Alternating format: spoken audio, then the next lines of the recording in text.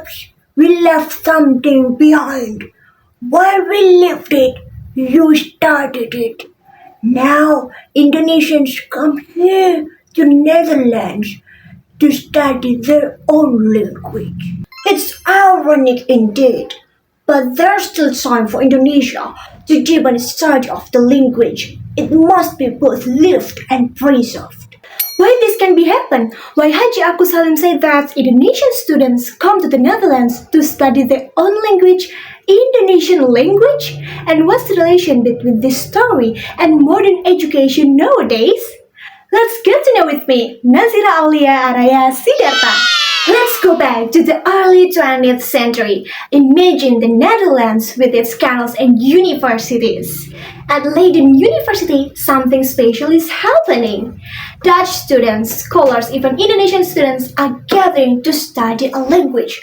But it's not Dutch or Latin, it's Indonesian. And this where the story really begins. The door of classrooms open and someone walks in. Snook Hokrunch.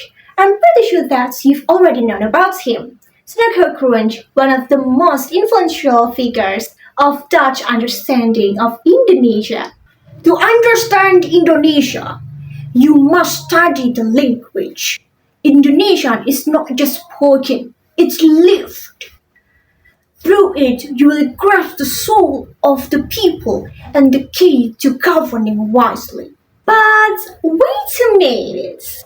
While Snow was advancing Indonesian studies in Netherlands, across the ocean, another figure was rising, Haji Agus Salim. Salim, the one of the nationalists from Indonesia, wasn't interested to colonial rule. For him, Indonesian language wasn't just the language to be studied in classroom. It was a tool for uniting his people against the Dutch.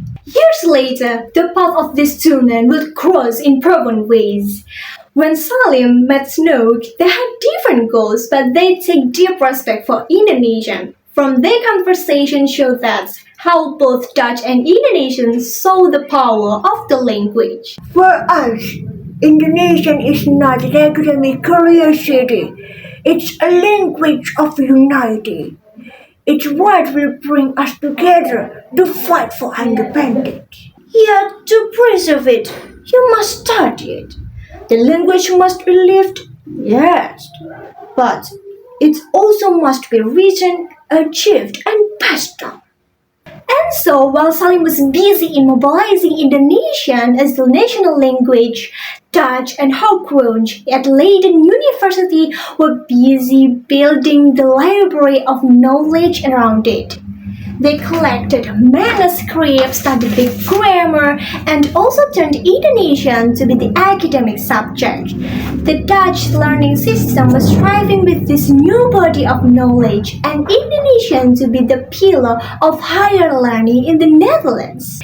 But here's the twist. Indonesians like Haji Agus Salim actually know their language was so powerful, but they hadn't focused on studying it academically. So after Indonesia gained independence, many Indonesians traveled all the way to Netherlands, yes, Leiden, to study their own language at a higher level. And what of Indonesia? Why, despite of the growth of language, has the study of it remained less developed back home? In Leiden, we have vast library of manuscripts, structured curriculum, and experts studying the evolution of Indonesia.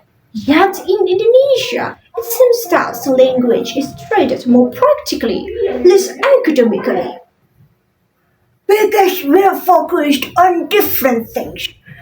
The language for you is something to be studied, achieved, and categorized. But for us, the language means survival. During colonial rule, we were thinking about academy. We were thinking about how to unite our people to fight for our independence. In early days, our people spoke in 100 local dialects, so Indonesian became the bridge that brought us together. It's more important than its form. It's ironic, isn't it? The Dutch learned our language to understand us better, but now we come to them to learn our own heritage. So through this story, what's the message can we take away? Snook Hopkins represents academic and structured contribution of Netherlands education. Meanwhile, Haji Agus Salim represents emotion and unifying role for people to fight the independence. The dialogue also underscores why Indonesian linguistics in Netherlands became more advanced rather than in Indonesia, because Indonesia more focused on nation building, then prioritized the academic research. In the end, by mastering Indonesian, Dutch teachers communicate better in the colonies, but they also unlocked the cultural and historical richness of an entire region. Leiden University housed ancient manuscripts of Indonesian and became a beacon of Southeast Asian research. The question is, are Indonesians wrong? I think we're not. But the lesson here is to hesitate to study our own language for our own development of education.